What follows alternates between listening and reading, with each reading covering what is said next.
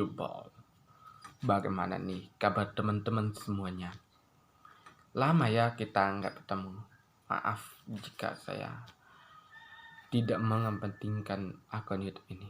Tapi jujur, di tengah persoalan yang merumit, saya sempatkan untuk membuat video YouTube ini.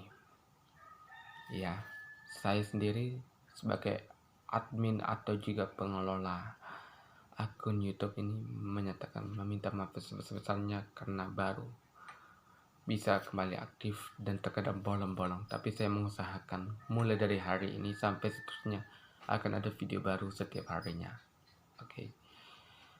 Ya, bagaimana di kabar teman-teman semuanya? Saya harapkan bahwa semuanya sehat-sehat saja kan.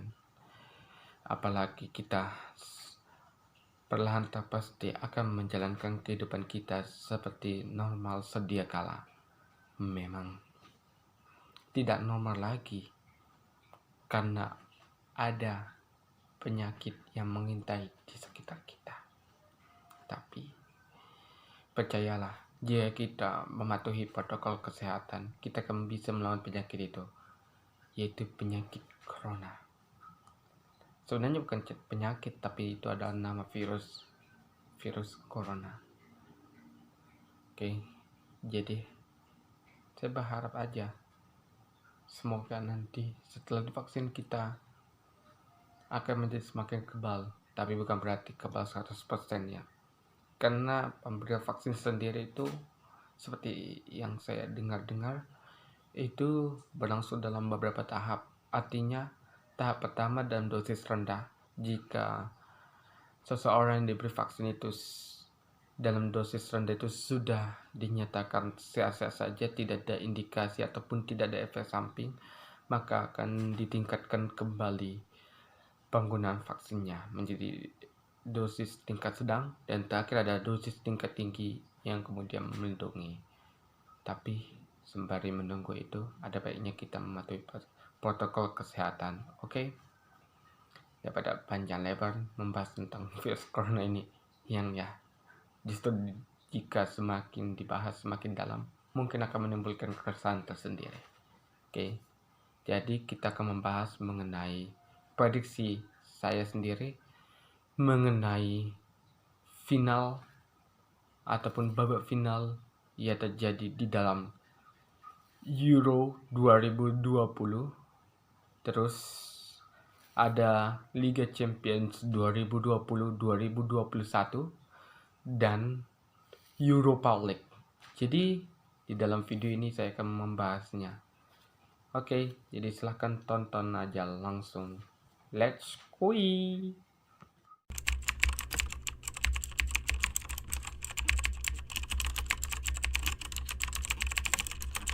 Pertama, final Liga Champions 2020-2021.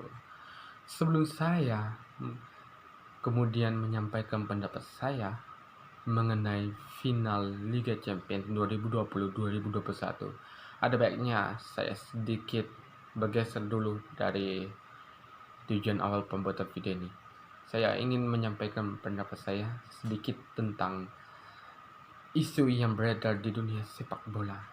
Yaitu apa? Yaitu mengenai Liga Super yang kabarnya akan dilaksanakan sekitar tahun 2021 atau tahun 2022 gitu. Saya pribadi menganggap bahwa Liga Super ini memberikan beberapa benefit. Apa aja sih benefitnya? Tentu saja, karena Liga Super ini akan diikuti oleh banyak klub-klub besar, maka Liga Super ini akan menyajikan banyak sekali pertandingan-pertandingan yang menarik. Tidak hanya sekedar tim besar melawan tim kecil, tidak hanya sekedar pertandingan-pertandingan yang cukup membosankan terjadi di dalam satu negara, tapi ini melibatkan banyak klub besar lintas negara, lebih tepatnya di Eropa, sehingga kita mendapatkan euforia dari pertandingan sepak bola itu yang sesungguhnya. Tapi tentu saja karena ini adalah liga yang sebenarnya keluar dari zonanya FIFA, maka FIFA memperingatkan bahwa bahwa klub-klub yang ikut serta dalam Liga Super ini, pemain-pemainnya tidak akan mengikuti timnas negara masing-masing. Misalkan saja nih, jika Barcelona ikut serta dalam Liga Super ini, maka pemain-pemain Barcelona seperti Lionel Messi, seperti Marc-Andre ter Stegen, seperti Gerard Pique dan lain sebagainya tidak akan bisa mengikuti timnas mereka masing-masing. Mereka tidak akan mengikuti pelatihan. Misalkan kalau Marc-Andre ter Stegen tidak akan bisa mengikuti pelatihan timnas Jerman, atau Lionel Messi tidak akan bisa mengikuti pelatihan timnas Argentina, dan ini akan berdampak pada caps mereka, dan tentu saja ini akan berdampak pada keseimbangan tim dari negara masing-masing di mana tempat pemain itu berasal. Misalkan saja jika Argentina kehilangan Lionel Messi, ini akan sangat berdampak buruk bagi tim Argentina itu sendiri yang dikenal sudah sejak lama bergantung kepada Lionel Messi sendiri. Jadi ya memang ini akan kemudian melemahkan timnas dari negara-negara yang berada di bawah naungan FIFA. Tapi ya itu tadi benefitnya, mendapatkan pertandingan-pertandingan besar. Tapi ya gitu. Jadi saya berpendapat bahwa Liga Super ini menyajikan benefit dan kerugiannya tersendiri. Tinggal bagaimana kita menyikapinya sebagai seorang fans sepak bola. Apakah tetap kemudian menyetujuinya atau justru malah menolak usulan ini. Tapi walaupun demikian, saya berharap bahwa jangan sampai akal sehat kita hilang. Begitu. Ya, kembali lagi kepada final Liga Champions 2020-2021. Liga Champions 2020-2021 sudah masuki babak 16 besar setelah pertarungan grup yang cukup menegangkan. Di beberapa grup bahkan harus ditentukan siapa saja yang masuk ke 16 besar hingga di detik-detik terakhir. Sehingga 16 tim ini adalah 16 tim yang memang sudah layak masuk ke dalam 16 besar Liga Champions. Dan jika kita melihat bahwa di sini ada beberapa tim besar yang kebetulan menghadapi tim kuda hitam, misalkan saja Manchester City akan berhadapan dengan Borussia Mönchengladbach. Terus ada FC Porto yang akan berhadapan dengan Juventus. Ada Liverpool yang akan menghadapi RB Leipzig, serta Real Madrid yang akan menghadapi tim kuda hitam Atlanta. Tapi dari kesemuanya ini, berdasarkan pendapat saya pribadi, saya menjagokan tim Bayern Munchen yang akan masuk final, dan tentu saja tim Juventus. Menurut saya pribadi bahwa kedua tim ini kelihatannya masih lebih siap untuk menghadapi Liga Champions. Apalagi mereka ini tidak merombak pemainnya. Artinya pemain yang berada di musim lalu itu juga yang dipakai pada musim sekarang. Untuk Bayern Munchen mereka tidak banyak membeli pemain. Beberapa pemainnya pun berasal dari tim yang sudah berlaga di final Liga Champions. Yaitu siapa? Yaitu Choupo-Moting. Ya, walaupun gagal di final, tapi Choupo-Moting masuk ke klub Bayern Munchen. Walaupun jadi pelapisnya dari Robert Lewandowski sendiri, tapi itu tidak masalah. Ya, sementara untuk Juventus sendiri, kenapa saya katakan Juventus masuk ke final? Karena mereka telah mengalami suatu peningkatan progres, terutama di beberapa pekan terakhir. Dengan duet antara Ronaldo dengan Morata atau Ronaldo dengan Dybala, serta ditopang oleh sayap-sayap yang tangguh seperti Rodrigo Bentancur atau juga Federico Chiesa dan lain sebagainya. Saya melihat bahwa tim ini sudah menunjukkan kesiapannya. Tinggal bagaimana mereka menjaga konsistensinya. Dan untuk yang lainnya, saya rasa yang melangkah paling jauh di semifinal adalah tim Barcelona dan tim Liverpool. tapi kemungkinan besar mereka tidak akan melangkah jauh hingga ke final. Oke.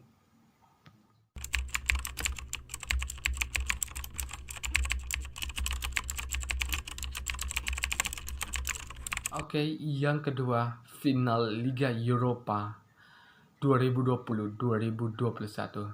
Jika tadi saya sudah membahas secara detail mengenai peluang masing-masing tim yang berada di 16 besar Liga Champions, kali ini kita beralih ke Liga Eropa. Nah, jika kita melihat di Liga Eropa, ada juga tim-tim besar yang terlempar dari Liga Champions. Salah satunya adalah Manchester United. Tapi melihat performa Manchester United, saya juga jadi agak bingung gitu melihat siapa yang bisa masuk ke babak final Liga Champions 2020-2021. Karena kita lihat di sini bahwa Arsenal juga menuju ke performa yang cukup bagus di Liga Eropa hingga pada saat ini. Di Liga Premier pun mereka telah menunjukkan tren bagus, mengalami beberapa kemenangan dan juga tidak pernah kalah. Walaupun sempat berada di peringkat 15, tapi pelan tak pasti mereka telah menanjak hingga ke peringkat ke-8 hingga saat ini. Begitupun dengan tim AC Milan. AC Milan yang musim lalu hanya peringkat 6, tapi sekarang mereka berada di peringkat pertama Liga Italia, serta mereka hanya kalah sekali di Liga Eropa ini. Saya jadi agak bingung, tapi prediksi saya, dua tim itu tadi yang saya sebutkan, yaitu Arsenal dan juga AC Milan, berpeluang jika mereka mampu menjaga konsistensinya berada di final Liga Eropa 2020-2021. Sementara untuk tim-tim besar seperti Tottenham Hotspur, terus ada AS Roma, Bayer Leverkusen, Napoli, dan lain sebagainya, saya rasa sedikitlah peluangnya. Mereka tidak terlalu konsisten. Bahkan untuk Tottenham sendiri, untuk menghadapi tim-tim kecil ini, mereka cukup kesulitan. Mereka kurang memiliki mentalitas, sehingga saya rasa mereka bakal langsung gugur atau seenggaknya hanya berada hingga ke babak 8 besar saja. Untuk AS Roma, saya tidak yakin mereka bisa menghadapi Braga. Lalu untuk Napoli, ya cukup mudah karena lawannya adalah Granada. Tim yang gak terlalu bagus sekarang ini. Peringkat pertengahan di Liga Spanyol. Sementara untuk Ajax sendiri, lawannya adalah Lille. Ya, Lille saat ini memang bersaing dengan PSG, bersaing dengan juga Lyon untuk memperebutkan Liga Prancis posisi pertama. Jadi duel sengit akan terjadi dan Ajax Amsterdam tentu tidak diuntungkan karena banyak pemainnya yang sudah dicomot oleh klub besar. Seperti misalnya Hakim Ziyech ke Chelsea atau Sergio Des yang kabarnya sudah atau faktanya lah sudah berada di Barcelona. Untuk Eindhoven, saya nggak yakin bisa lewati hadangan dari Olympiakos sendiri. Jadi itu saja. Finalnya berarti antara AC Milan berhadapan dengan Arsenal. Semoga terwujud ya.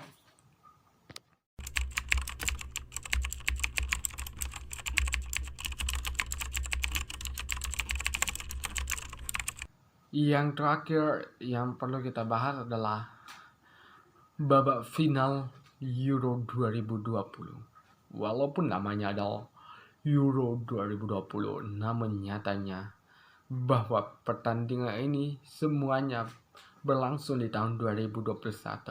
Tapi demi untuk menjaga nilai brand dari pertandingan Euro ini, maka namanya tetap Euro 2020 bukan Euro 2021, karena bakal sulit juga jika kita menggantinya lagi.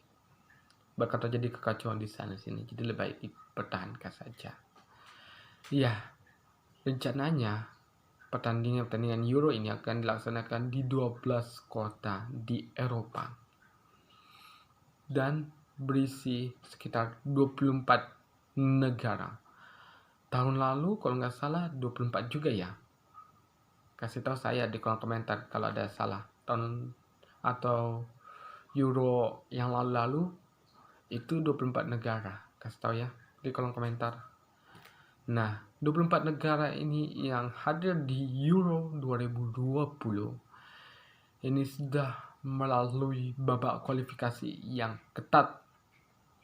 Ini artinya bahwa 24 tim yang berada di Euro 2020 adalah negara-negara yang bagus, negara-negara yang luar biasa budaya sepak bolanya. Dan untuk finalnya sendiri, saya berharap bahwa Perancis dan Italia yang bakal melaju. Italia setelah sempat di Piala Dunia 2018 tidak ikut serta, mereka mulai berbenah. Terbukti pemain-pemain tua disingkirkan semua. Terbukti juga bahwa pelatih mereka pada saat itu dipecat dan digantikan oleh pelatih kenamaan asal Italia sendiri, yaitu Roberto Mancini. Dan ya, terbukti juga di dalam kualifikasi Italia meraih sempurna, tidak pernah kalah. Begitupun dengan Prancis yang luar biasa menghadapi babak kualifikasi. Mereka mampu menang menghadapi Portugal yang di final Euro 2016 secara mengejutkan. Portugal berhasil mengalahkan Prancis, dan Swedia mereka berhasil kalahkan, di mana Swedia itu adalah tim kuda hitam sendiri. Ini sehingga saya di sini menjagokan Prancis dan juga Italia untuk bisa melaju.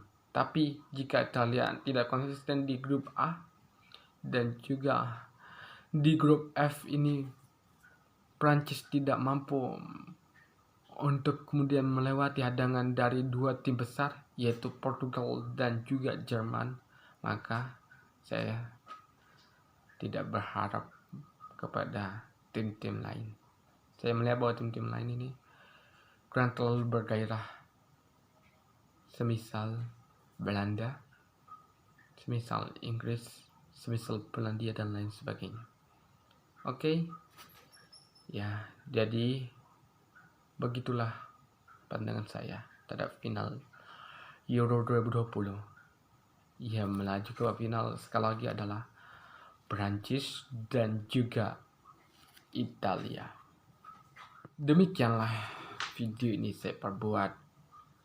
Bagi teman-teman yang ingin mengutarakan pendapatnya terhadap final Liga Champions 2020-2021, final Liga Eropa 2020-2021, atau Euro 2020, silahkan berkomentar di sini. Jangan lupa ya teman-teman, karena ini adalah akun YouTube yang baru saja muncul, jadi silahkan tekan like-nya. Jangan lupa tekan tombol berlangganannya.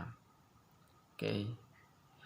Dan juga selalu tonton video-video saya, karena di 100 subscriber, di perayaan 100 subscriber, saya akan memberikan kalian kejutan istimewa. Jadi mohon saya untuk kemudian menekan like, berkomentar yang bijaksana, dan juga tekan tombol berlangganannya. Bye bye, jaga selalu kesehatan, see you tomorrow.